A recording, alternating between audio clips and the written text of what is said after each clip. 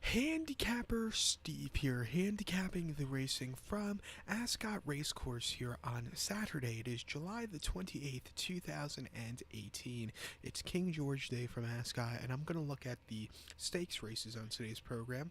But before I get on to that, remember to please follow me on Twitter at Horse Racing Kid 5 for more selections for race courses around the world. And if you're interested in American racing, there's an excellent card today from Saratoga, and you can make some money with that. Check out my thoughts here on YouTube for that card from Saratoga.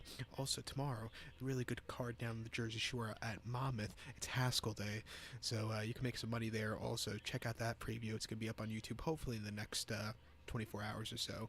But today's card from Ascot, it's a really good card also. I'm going to look at the stakes races 1, 4, and 5. So the 150, the 340, which is the featured, and the 415. Let's get on to it. Starting off with the first race, the 150 from Ascot. It's the Group 3 Princess Margaret Stakes. It's a Group 3 race going for Class 1 horses, going for a purse of $67,500. This race is for 2-year-old fillies only. Field of 7 horses, go 1,200 meters or 6 furlongs on the turf course. My top selection here, I like the 3-horse Chapelli. I'm going to go 3-5-1 in the TriCast, the trifecta. 3-5-1 TriCast trifecta. Top selection, the 3-horse Chapelli. 8-1, James Doyle's on this Mark Johnston train. 2-year-old filly by Poet's Voice. This horse's most recent outing came the 6th of July. That came at Sandown. 5 furlongs in a Class 1 listed stakes. This horse finished 3rd by 3/4 length. Major improvement off his start before. Was closing up well there. It wasn't a bad race. I think coming back to Ascot, the first start here wasn't that good, but it's not a 30-horse handicap or 30-horse stakes. He only has 6 other rivals, and I think here, smaller field, this horse could really run a lot better, a lot less troubles to fall into. Before that Ascot, that 30-horse handicapper stakes, listed stakes, June the 23rd. Horse finished 20th by 12 lengths. Hit the wall. It just wasn't the day to win. And then at York, 5 furlongs, 15th of June, Class 3 novice. Horse won by a head, quickened up nicely, and just had a very nice victory there. And then a novice median auction at Catterick Bridge, 5 furlongs, June the 9th. Horse won by nose. He got there in the end. It wasn't the most impressive victories, but he got it.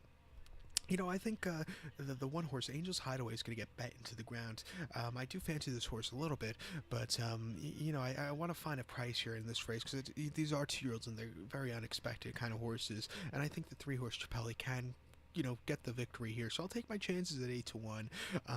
If Frank Editore now was on Angel's Hideaway, I would take the horse.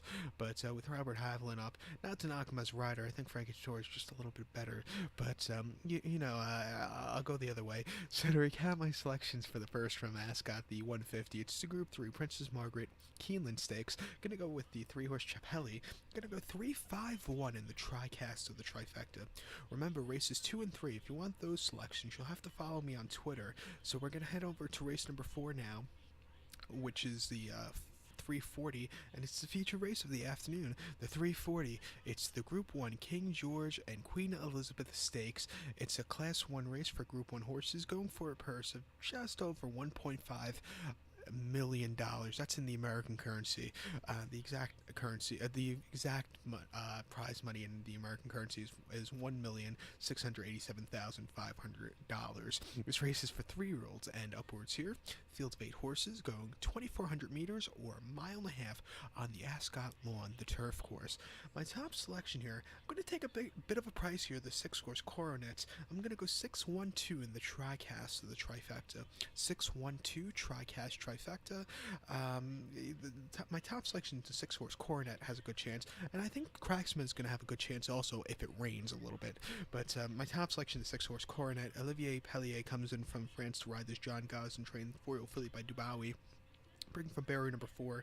This horse's most recent outing came in France at Saint-Cloud, a mile and a half in the Group 1 Grand Prix de Saint-Cloud. This horse finished second by a nose behind Waldguest. This horse ran a very good race there, quickened up nicely, just missed, but it was a very, like I said, it was a very good race there against the boys.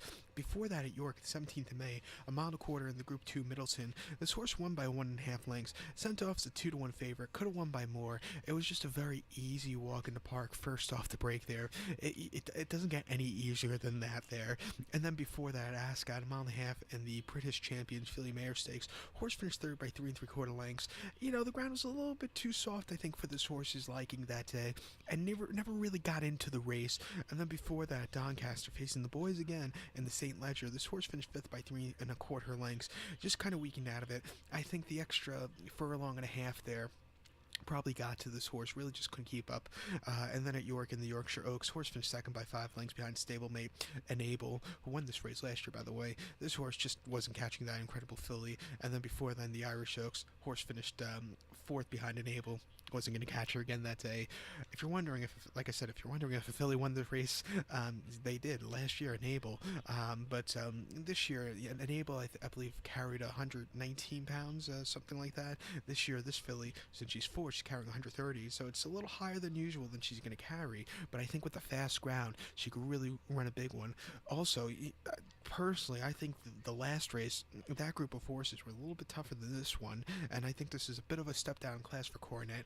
And I think she's gonna sit on a massive race, and I think she'll do it here. 10-1. I'll be all over this horse at post time. If it rains, I think Cracksman is going to have a good race. Cracksman, he likes a little bit of give and ground, not totally heavy, but not totally firm either. He likes that good. He likes a little bit of give, so hopefully the rain comes. Robert Haviland's going to get the mount on this one for John Gosson, replacing the suspended Frankie Dettori. It's for a colt by Frankel here. This horse in the Prince of Wales a few weeks ago, Ascot, ran absolutely crappy. Actually, his last two runs were crappy.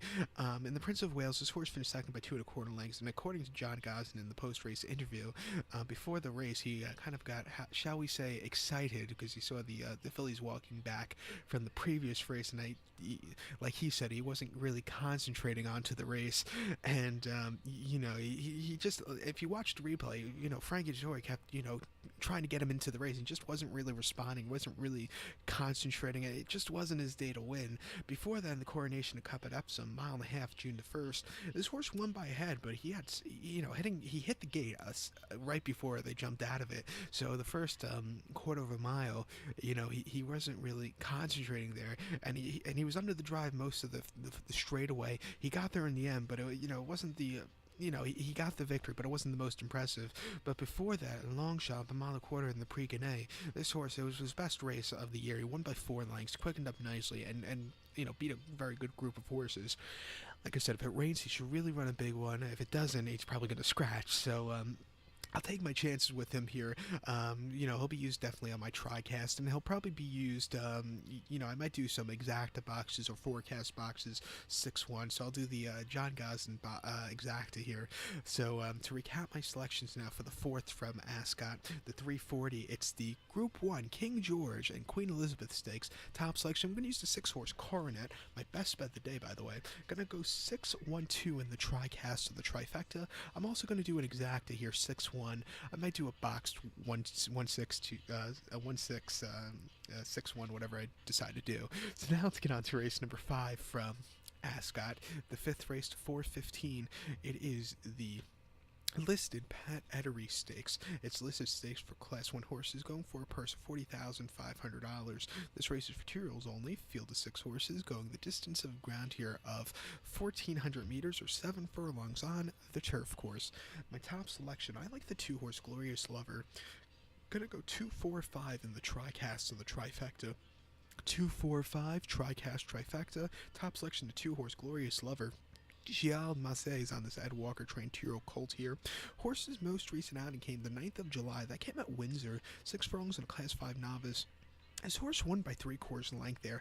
It was his second start, and he just quickened up nicely. Good victory for this horse going away. His first outing at Newbury wasn't a bad race, but it wasn't the best race either. June the 14th, 1,300 meters, 6.5 in a Class 4 novice. He finished third by 2 1/4 lengths there. He quickened up a little bit. He showed heart there, but it wasn't a bad race. But I think getting the 7 furlong trip, which this horse should really like, the extra furlong should really do this horse wonders. Also getting the veteran Massé up shouldn't be a problem either. So watch out for this horse here at 7-1 in this very wide open race. So to recap my selection selections for the 5th, the 4:15 from Ascot's the Pat Etery Stakes. Gonna go with the 2-horse Glorious Lover. Gonna go 2, 4, 5 in the TriCast of the trifecta. So good luck to all, and please follow me on Twitter at Horse Racing Kid 5 for more selections for race courses around the world. Good luck, everybody.